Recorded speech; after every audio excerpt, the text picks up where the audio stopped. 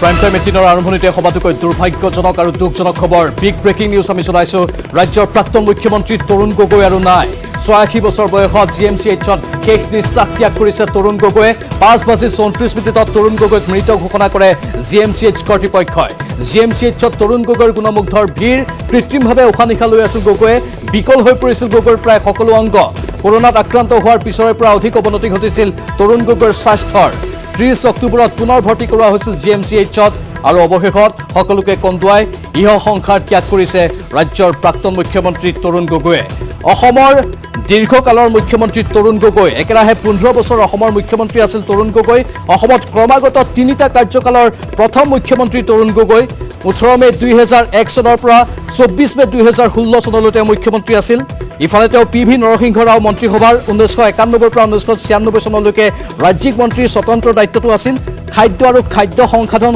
উদ্যোগৰ কেন্দ্ৰীয় ৰাজ্যমন্ত্ৰীও আছিল তৰুণ গগৈ লোকসভাৰ ৬ বাৰৰ সাংসদ আছিল গগৈ ১৯৭১ চনৰ পৰা ১৯৮৫ চনলৈ ৩বাৰলৈ যোৰহাটৰ সাংসদ নিৰ্বাচিত হৈছিল তেওঁ ১৯৯১ চনৰ পৰা ২০০১ চনলৈ ৩বাৰলৈ কলিয়াবৰৰ সাংসদ নিৰ্বাচিত হৈছিল আৰু ৪বাৰৰ বিধায়ক তৰুণ গগৈ মৃত্যুৰ সময়তো তেওঁ বিধায়কৰ দায়িত্ব পালন কৰি আছিল ১৯৯৬ পৰা ১৯৯৮লৈ মাৰ্ঘেৰিটাৰ বিধায়ক আছিল ২০০১ পৰা ৩বাৰ তিতাবৰৰ বিধায়ক আছিল ১৯৭৬ চনত এআইচিচিৰ যুটীয়া সম্পাদকৰ দায়িত্ব তেওঁ পালন কৰিছিল ১৯৮৫ পৰা ১৯৯০ চনলৈ এআইচিচিৰ সাধাৰণ সম্পাদকৰ দায়িত্বত আছিল তেওঁ ১৯৮৬ চনৰ পৰা ১৯৯০ চনলৈ অসম প্ৰদেশ কংগ্ৰেছ কমিটিৰ সভাপতিৰ দায়িত্বত আছিল ১৯৯৬ চনত পুনৰবাৰ অসম প্ৰদেশ কংগ্ৰেছ কমিটিৰ সভাপতিৰ দায়িত্ব লাভ কৰিছিল তৰুণ গগৈৰ জন্ম হৈছিল ১১ অক্টোবৰ ১৯৩৪ চনত শিৱসাগৰ জিলাৰ বৰ্তমান যোৰহাটৰ ৰঙাজান চাহ বাগিচাত তেওঁ জন্মগ্ৰহণ কৰিছিল tried their best but we could not get him back he was in ventilation and in the life support throughout he was in a life support system and ultimately at 5:34 p.m. he left this world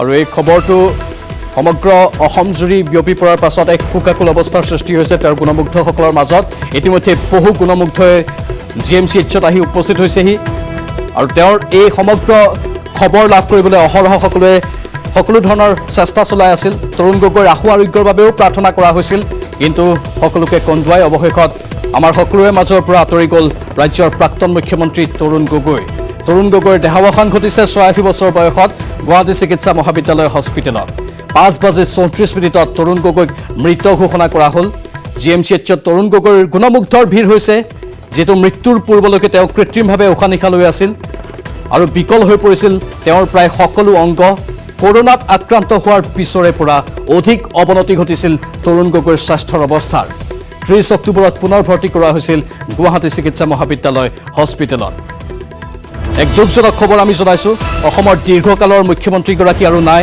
একেৰাহে ১৫ বছৰ অসমৰ মুখ্যমন্ত্ৰী আছিল তৰুণ গগৈ অসমত ক্ৰমাগত ৩টা কাৰ্যকালৰ প্ৰথম মুখ্যমন্ত্ৰী আছিল তৰুণ গগৈ জিএমচিএইচৰ পৰা আমি পোনপটীয়া সম্প্ৰচাৰৰ ব্যৱস্থা কৰিছো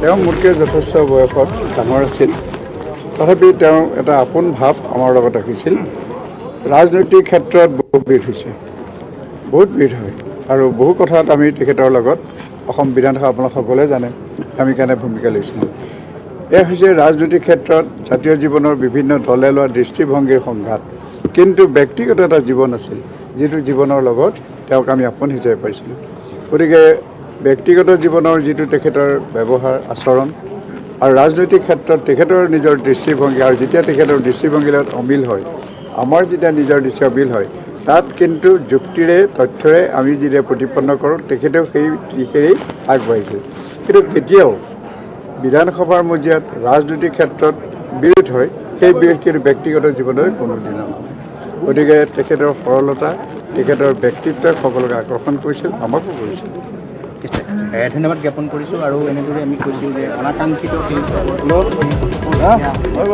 ইয়াৰ বৃন্দাবন গোস্বামী তেওঁ নিজৰ প্ৰতিক্ৰিয়া প্ৰকাশ কৰিছে চিৰ তৰুণৰ চিৰ বিদায়ৰ এই মুহূৰ্তত যেন সকলোৱে কান্দি উঠিছে শোকাকুল অৱস্থাৰ সৃষ্টি হৈছে তেওঁৰ গুণমুগ্ধসকলৰ মাজত বা তেওঁৰ সতীৰ্থ বা তেওঁৰ সৈতে একেলগে কাম কৰা বিধায়ক মন্ত্ৰীসকলৰ মাজত মন্ত্ৰী হিমন্ত বিশ্ব শৰ্মাই ইতিমধ্যে এই ঘোষণা কৰিছে যে COVID-19 পাছৰ পৰা তেওঁৰ স্বাস্থ্যৰ অৱস্থা অধিক অৱনতি ঘটিছিল আৰু অৱশেষত আজি সন্ধিয়া 5:34 কিছু সময়ৰ পূৰ্বে ইহলীলা সম্পৰণ কৰিছে ৰাজ্যৰ প্ৰাক্তন মুখ্যমন্ত্ৰীগৰাকীয়ে তৰুণ গগৈৰ মৃত্যুক বহুতেই সহজভাৱে ল'ব পৰা নাই সকলোৱে যিহেতু প্ৰাৰ্থনা কৰিছিল তৰুণ গগৈৰ আশু আৰোগ্যৰ বাবে সকলোৱে আশা কৰিছিল তৰুণ গগৈ আকৌ সুস্থ হৈ উভতি আহিব আমাৰ মাজলৈ কিন্তু সেয়া বাস্তৱত পৰিণত নহ'ল নিয়তিৰ এয়া নিষ্ঠুৰ পৰিহাস অসমৰ সৰ্বকালৰ এগৰাকী জনপ্ৰিয় মুখ্যমন্ত্ৰীক আঁতৰাই লৈ গ'ল মৃত্যু হৈছে তৰুণ গগৈৰ যিটো খবৰ বহুতে এতিয়া সহজভাৱে ল'ব পৰা নাই আমি ইতিমধ্যে তৰুণ গগৈৰ সম্পূৰ্ণ কৰ্মজীৱন আপোনালোকৰ বাবে আগবঢ়াইছোঁ PV নৰসিংহ ৰাও মন্ত্ৰীসভাৰ 1991 চনৰ পৰা 1996 চনলৈকে তেওঁ ৰাজ্যিক স্বতন্ত্ৰ মন্ত্ৰীৰ দায়িত্ব লাভ কৰিছিল খাদ্য আৰু খাদ্য সংসাধন উদ্যোগৰ কেন্দ্ৰীয় ৰাজ্যমন্ত্ৰী আছিল তেওঁ লোকসভাৰ 6 বাৰৰ সাংসদ আছিল গগৈ 1971 চনৰ পৰা 1985 চনলৈ 3 বাৰলৈ যোৰহাটৰ সাংসদ হিচাপে তেওঁ নিৰ্বাচিত হৈছিল তাৰ বিপৰীতে 1991 চনৰ পৰা 2001 চনলৈ আন 3 বাৰলৈ কলিয়াবৰৰ সাংসদ হিচাপে নিৰ্বাচিত হৈছিল মুঠ 6 বাৰৰ বাবে তেওঁ সাংসদৰ দায়িত্ব পালন কৰিছিল লগতে 4 বাৰৰ বিধায়ক তৰুণ গগৈ 1996 পৰা 1998 লৈ মাৰ্ঘেৰিটাৰ বিধায়ক 2001 পৰা 3 বাৰৰ তিতাবৰৰ বিধায়ক তৰুণ গগৈ এইগৰাকী তৰুণ গগৈক এতিয়া সকলোৱে সুঁৱৰিছে তৰুণ গগৈৰ সেই কৰ্মজীৱনৰ কথা তেওঁৰ সৈতে একেলগে কাম কৰাৰ কথা সেই স্মৃতিসমূহ ৰোমন্থন কৰিছে প্ৰতিগৰাকী ৰাজনৈতিক নেতা বা আন আমোলা বিষয়াসকলেও GMCHত গুণমুগ্ধৰ ভিৰ হৈছে আমি পোনপটীয়া সম্প্ৰচাৰ অব্যাহত ৰাখিছোঁ GMCHৰ পৰা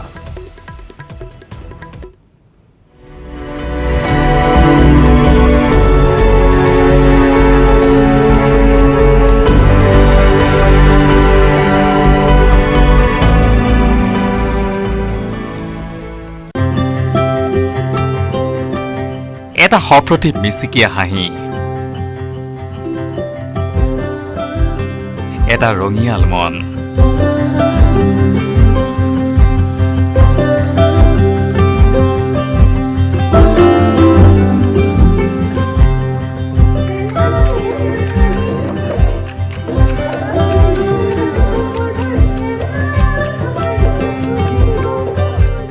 এক দৃঢ় বিচক্ষণ ৰাজনৈতিক ব্যক্তিত্ব দল আৰু জাতিক সুযোগ্য নেতৃত্ব দিব পৰা এজন সৰ্বজনপ্ৰিয় ৰাজনৈতিক নেতা নাম তেওঁৰ তৰুণ গগৈ জীৱনৰ শেষ সময়লৈকে দুৰন্ত তাৰুণ্যৰ অধিকাৰী হৈ ৰোৱা এইগৰাকী ৰাজনীতিবিদে মেলানি মাগিলে ৰাজ্যবাসীৰ পৰা চিৰবিদায় ল'লে ইহ সংসাৰৰ পৰা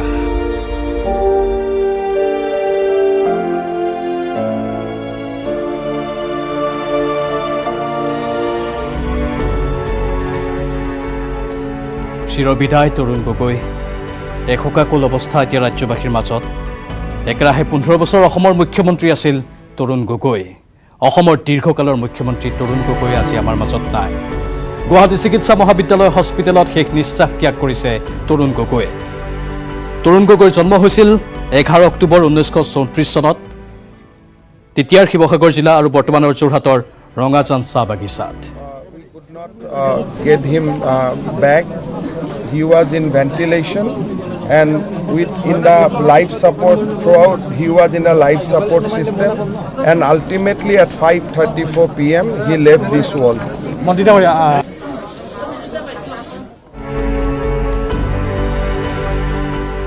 মন্ত্ৰী হিমন্ত বিশ্ব শৰ্মাই এই ঘোষণাটো কৰিলে সকলোৰে আগত তাৰ পাছতেই সকলোৰে চকুলো নিকৰি আহিল শিৱসাগৰ জিলাৰ বৰ্তমানৰ যোৰহাটৰ ৰঙাজান চাহ বাগিচাত জন্ম হৈছিল 1934 চনৰ 11 অক্টোবৰত তৰুণ গগৈৰ তেওঁৰ পিতৃ ডাক্তৰ কমলেশ্বৰ গগৈ ৰঙাজান চাহ বাগানৰ চিকিৎসক আছিল মাতৃৰ নাম উষা গগৈ ৰঙাজান নিম্ন বুনিয়াদী বিদ্যালয়ত তেওঁ প্ৰাথমিক শিক্ষা গ্ৰহণ কৰিছিল যোৰহাট মাদ্ৰাছা স্কুলত 4ৰ্থ শ্ৰেণীলৈকে তেওঁ শিক্ষা লাভ কৰিছিল তাৰ পাছত বাদুলিপাৰ চাহ বাগানৰ ভোলাগুৰি হাইস্কুলত 5ম আৰু 6ষ্ঠ শ্ৰেণীলৈকে পঢ়িল 1949 চনত যোৰহাটৰ চৰকাৰী হাইস্কুলৰ পৰা তেওঁ মেট্ৰিক পাছ কৰে যোৰহাটৰ জগন্নাথ বৰুৱা মহাবিদ্যালয়ৰ পৰা তেওঁ স্নাতক ডিগ্ৰী লাভ কৰে গুৱাহাটী বিশ্ববিদ্যালয়ৰ পৰা তেওঁ LLB ডিগ্ৰী লাভ কৰে 1972 চনৰ 30 জুলাইত ডলি গগৈৰ সৈতে তেওঁ বিবাহ পাশত আবদ্ধ হয়। ডলি গগৈ গুৱাহাটী বিশ্ববিদ্যালয়ৰ প্ৰাণী বিজ্ঞান বিভাগৰ স্নাতকোত্তৰ। তৰুণ গগৈ 2 সন্তানৰ পিতৃ কন্যা চন্দ্ৰিমা গগৈ, তেওঁ বৰ্তমান আমেৰিকাৰ বাসিন্দা। ইফালে পুত্ৰ গৌৰৱ গগৈ কলিয়াবৰ সমষ্টিৰ সাংসদ। তৰুণ গগৈৰ সপোন আছিল নিজৰ পুত্ৰক ৰাজনৈতিক নেতা হিচাপে চোৱাৰ। সেই সপোন বাস্তৱত পৰিণত হ'ল যেতিয়াই গৌৰৱ গগৈ সাংসদ হিচাপে নিৰ্বাচিত হ'ল। কিন্তু তেওঁ আৰু বহু সপোন দেখিছিল অসমবাসীৰ বাবে। সেই সপোনৰ কথা তেওঁ নিজৰ বিভিন্ন সাক্ষাৎকাৰত বাৰে বাৰে উনুকিয়াই আছিল। কিন্তু বহুখিনি যেন দেখিবলৈ বাকী থাকি গ'ল তৰুণ গগৈৰ। ৰাজ্যবাসীয়ে আজি এগৰাকী সপ্ৰতিভ নেতাক হেৰুৱালে। সদায় হাঁহিমুখীয়া, সদায় ৰাইজৰ কথা চিন্তা কৰা এগৰাকী নেতাক হেৰুৱাই আজি শোক বিহ্বল হৈ পৰিছে সমগ্ৰ অসমবাসী। অসমৰ এগৰাকী অন্যতম জনপ্ৰিয় নেতা আছিল তৰুণ গগৈ। তেওঁ জীৱনকালত 3 বাৰৰ যি মুখ্যমন্ত্ৰী তেওঁ কাৰ্যকাল পালন কৰিছিল, একেৰাহে 3 বাৰ কাৰ্যকাল পালন কৰাৰ সময়ত তেওঁ সেই সপোনবোৰ এটা এটাকৈ বাস্তৱত ৰূপায়িত কৰিবলৈ চেষ্টাও কৰিছিল। আৰু তেওঁৰ নিচিনা এগৰাকী ৰাজনৈতিক নেতাক হেৰুৱাই আজি তেওঁৰ সতীৰ্থ নেতাসকলৰ মনতো সাংঘাতিক দুখ, শোকাকুল পৰিৱেশ, কান্দি উঠিছে তেওঁলোকৰ মন। ইতিমধ্যে চকুলো নিগৰিছে তেওঁলোকৰ।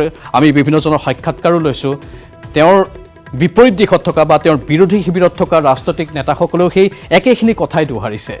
ৰাজনৈতিক মতাদৰ্শৰ ক্ষেত্ৰত ভিন্নজনৰ ভিন্ন মত হ'ব পাৰে, কিন্তু ব্যক্তিগত জীৱনত তৰুণ গগৈৰ স্বভাৱ, তৰুণ গগৈৰ ব্যক্তিত্ব, তৰুণ গগৈৰ যি কথা, সেই কথা সদায় অসমবাসীৰ মনত থাকি যাব।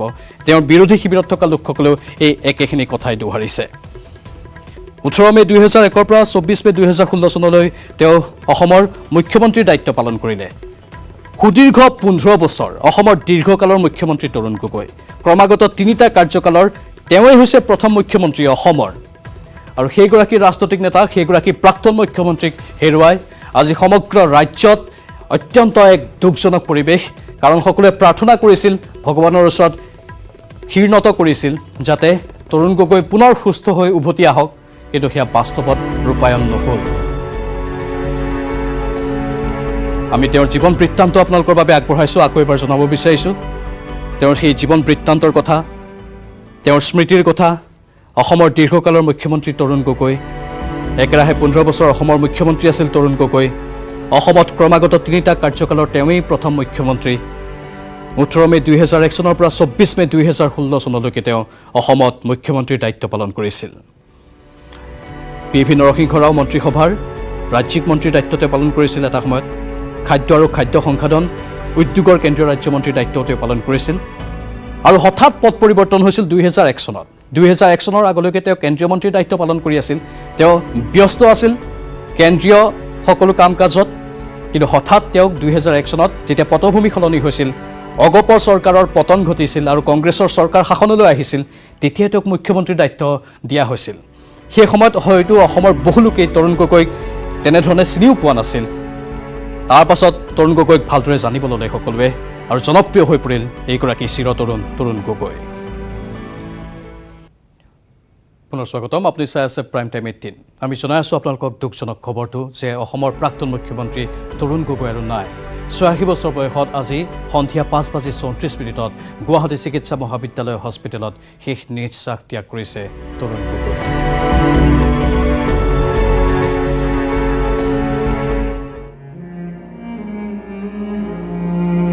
86 বছৰ বয়সত বৰ্ণাঢ্য ৰাজনৈতিক পৰিক্ৰমা সামৰিলে তৰুণ গগৈয়ে।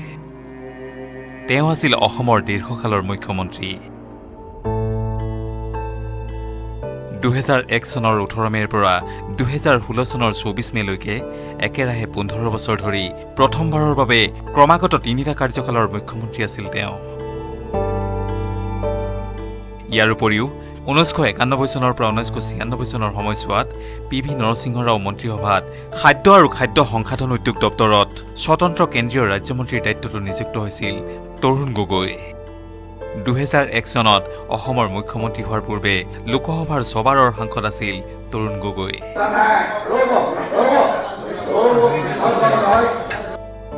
1971 চনৰ পৰা 1985 চনলৈ 3 বাৰলৈ যোৰহাট লোকসভা সমষ্টিক প্ৰতিনিধিত্ব কৰাৰ লগতে 1991 পৰা 2001লৈ 3 বাৰলৈ কলিয়াবৰ লোকসভা সমষ্টিক প্ৰতিনিধিত্ব কৰিছিল গগৈয়ে।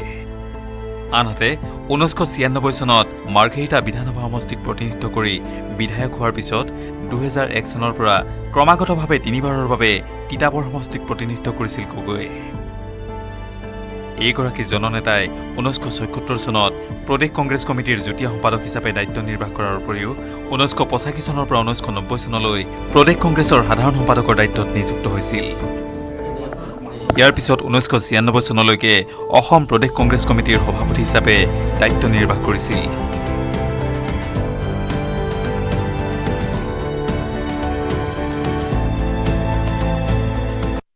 গুৱাহাটী চিকিৎসা মহাবিদ্যালয় হস্পিটেলত শেষ নিশ্বাস ত্যাগ কৰিছে তৰুণ গগৈয়ে আৰু GMCHত এতিয়া তৰুণ গগৈৰ গুণমুগ্ধই ভিৰ কৰিছে। আজি নিশাৰ ভাগত চৰকাৰী বাসভৱনত ৰখা হ'ব গগৈৰ নশ্বৰ দেহ আৰু কাইলৈ পুৱাৰ পৰা শ্ৰীমন্ত শংকৰদেৱ কলাক্ষেত্ৰত ৰখা হ'ব তৰুণ গগৈৰ নশ্বৰ দেহটো আৰু কলাক্ষেত্ৰতে গুণমুগ্ধই জনাব পাৰিব গগৈলৈ শেষ শ্ৰদ্ধাঞ্জলি। আৰু বৰ্তমান আমি পোনপটীয়া সম্প্ৰচাৰ দেখুৱাইছোঁ অসমৰ বৰ্তমানৰ মুখ্যমন্ত্ৰী সৰ্বানন্দ সোণোৱাল গুৱাহাটী চিকিৎসা মহাবিদ্যালয়ত আহি উপস্থিত হৈছে। ইতিমধ্যে আমি উল্লেখ কৰিছিলোঁ যে কি শাসকীয় কি বিৰোধী বা কি তেওঁৰ দলৰ বা আন দলৰ সকলো নেতা মন্ত্ৰী বা আমোলা বিষয়াৰে ভৰি পৰিছে গুৱাহাটী চিকিৎসা মহাবিদ্যালয় হস্পিটেল। বৰ্তমান এয়া অসমৰ মুখ্যমন্ত্ৰী সৰ্বানন্দ সোণোৱাল GMCHত উপস্থিত হৈছে। পোনপটীয়া সম্প্ৰচাৰ আপোনালোকৰ বাবে আগবঢ়াইছোঁ। 5:34 তৰুণ গগৈ ইহলীলা সম্বৰণ কৰিছে। চিৰ তৰুণৰ চিৰ বিদায়ৰ এই ক্ষণত বিভিন্নজন গৈছে তেওঁৰ কাষলৈ। তেওঁৰ মৃত্যুৰ আগতো বহুজনে চিকিৎসালয়ত ভিৰ কৰিছিল আৰু মৃত্যুৰ পাছতো অজস্ৰজন গুণমুগ্ধৰ ভিৰ গুৱাহাটী চিকিৎসা মহাবিদ্যালয় হস্পিটেলত। এয়া মুখ্যমন্ত্ৰী সৰ্বানন্দ সোণোৱাল GMCHত উপস্থিত হোৱাৰ মুহূৰ্তৰ এয়া পোনপটীয়া সম্প্ৰচাৰ আমি আপোনালোকৰ বাবে আগবঢ়াইছোঁ। তৰুণ গগৈলৈ অন্তিম শ্ৰদ্ধাঞ্জলি আগবঢ়াবলৈ সৰ্বানন্দ সোণোৱাল বৰ্তমান GMCHত গৈ উপস্থিত হৈছে। GMCH কৰ্তৃপক্ষই ইতিমধ্যেই মৃত ঘোষণা কৰিছে তৰুণ গগৈক। আজি নিশাৰ ভাগত চৰকাৰী বাসভৱনত ৰখা হ'ব তৰুণ গগৈৰ নশ্বৰ দেহ আৰু কাইলৈ পুৱাৰ পৰা শ্ৰীমন্ত শংকৰদেৱ কলাক্ষেত্ৰত ৰখা হ'ব গগৈৰ নশ্বৰ দেহ। কলাক্ষেত্ৰতেই গুণমুগ্ধই জনাব পাৰিব গগৈলৈ শেষ শ্ৰদ্ধাঞ্জলি। বহুতৰ আপোন আছিল, বহুতৰ প্ৰিয় আছিল তৰুণ গগৈ। নিজৰ ৰাজনৈতিক কেৰিয়াৰত অসংখ্য গুণমুগ্ধ গোটাই লৈছিল তৰুণ গগৈয়ে। দুখিত মৰ্মাহত যে আজি সন্ধিয়া 5:34 বজাত তেখেত আমাৰ মাজৰ পৰা বিদায় ল'লে। এই মুহূৰ্তত আমি খুব আৱেগিক হৈ পৰিছোঁ। তেখেতৰ যি হাঁহিমুখীয়া মুখখন, বিগত 15 বছৰ তেখেত অসমৰ মুখ্যমন্ত্ৰী হৈ থাকোঁতে যেনেকৈ সকলো প্ৰত্যাহ্বান সমালোচনাক তেখেতে হাঁহিৰে উৰুৱাই দি নিজে কাম কৰি গৈছিল অসমক উন্নয়নৰ পথত আগুৱাই লৈ যোৱাৰ কাৰণে, আমি সেই কথাবিলাক পাহৰিব পৰা নাই। আৰু তেখেতে যেনেকৈ সকলোকে হাঁহি হাঁহি আদৰি লৈছিল, সকলোৰে কথাবিলাক শুনিছিল, আমি ভাবোঁ তেখেতৰ আদৰ্শ নৱপ্ৰজন্মক অনুপ্ৰাণিত কৰিব আৰু অনাগত দিনত তেখেতৰ আদৰ্শৰে আমাৰ নতুন প্ৰজন্মই ৰাজনৈতিক ক্ষেত্ৰখনত অসমক সকলো জাতি ধৰ্মৰ সমন্বয়ৰ মাজেৰে অসমক আগুৱাই লৈ যোৱাৰ কাৰণে কাম কৰিব আৰু অসমখনক সকলো সাম্প্ৰদায়িক অপশক্তিক মষিমূৰ কৰাৰ ক্ষেত্ৰত কৰি অসমখনক এখন বৃহত্তৰ অসমীয়া জাতি গঠন কৰাৰ ক্ষেত্ৰত তৰুণ গগৈ ডাঙৰীয়া আদৰ্শ নিশ্চয় আমাৰ সকলোৰে মাজত জীৱিত থাকিব আমি আশাবাদী। AIUDFৰ বিধায়ক আমিনুল ইছলাম, মুঠতে তেওঁৰ প্ৰশংসাত সকলো এতিয়া গদগদ হৈ পৰিছে। তেওঁৰ সেই অতীতৰ স্মৃতিসমূহ ৰোমন্থন কৰিছে। তেওঁৰ আদৰ্শৰ কথা কোৱা হৈছে। তৰুণ গগৈৰ আদৰ্শৰেই যাতে সকলো আগবাঢ়ি যাওক সেয়াই কামনা কৰা হৈছে। আমি জনাব বিচাৰিছোঁ এইখিনি মুহূৰ্তৰ কিছু শেহতীয়া আপডেট। গুৱাহাটীতে সম্পন্ন হ'ব তৰুণ গগৈৰ শেষকৃত্য। ৰাষ্ট্ৰীয় মৰ্যাদাৰে সম্পন্ন হ'ব তৰুণ গগৈৰ শেষকৃত্য। ইয়াৰ পূৰ্বে তেওঁৰ নশ্বৰ দেহ যোৰহাটলৈ নিয়াৰ কথা আছিল, কিন্তু এতিয়া শেহতীয়া আপডেট হৈছে এইখিনি মুহূৰ্তলৈকে যে গুৱাহাটীতে সম্পন্ন হ'ব তৰুণ গগৈৰ শেষকৃত্য। আৰু কিছু সময়ৰ পাছতে আজি নিশাৰ ভাগত তেওঁৰ নশ্বৰ দেহটো চৰকাৰী বাসভৱনলৈ লৈ যোৱা হ'ব GMCHৰ পৰা।